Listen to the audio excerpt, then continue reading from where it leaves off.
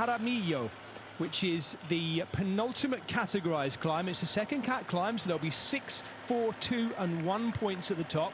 And this is our leader. He's been on absolute charge today. I think he can start to forget about the general classification because he was the virtual leader on the road, and now it is about the stage. And it'll be an opportunity for Ineos Grenadiers to come away from this race with something, because they've, if any of you who remember it, Stephen Bassett died a terrible death on that final climb last year. Actually, it was a road to one side of it. It wasn't exactly the same road, but it's the same hill.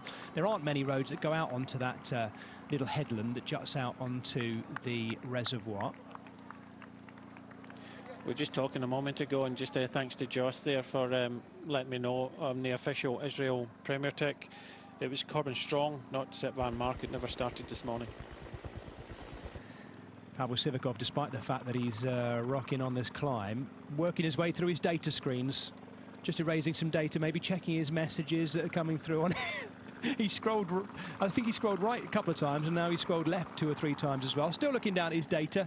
This is something that's changed since those Lincoln Grand Prix days, Brian, that you were talking about there, isn't it? The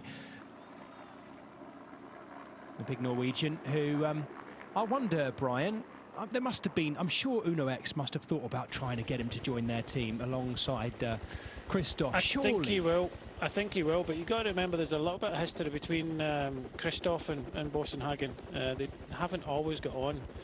That can be smoothed over, surely. They need you in there. They need you in there smoothing things over. There you go. I'm paving a big move. I think they can, and I think he may, well, possibly end his career there. Be a good move for him, and they could do with something like that. But I just saw Theo Gegenhardt just at the back of that kind of leaders group now. The Pogacar group, and he seems to be kind of struggling a little bit. Guerrero's dropping back a little bit more now. And Everson Cepeda, having done so much to get up to the back wheel of Pavel Sivakov, is going to battle as best he can to get back on before the descent.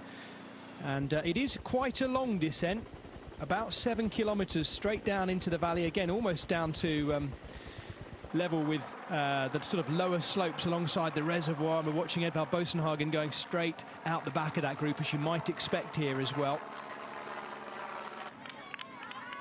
Lorenzo Fortunato also having a rough time. I'm a little bit surprised by that, but we've not seen much of him yet this week, so maybe he is struggling for form. Could even have been ill, for all we know. There we go. We will see how he gets on today. This could be another confident boosting notch right at the beginning of this season. Let's see.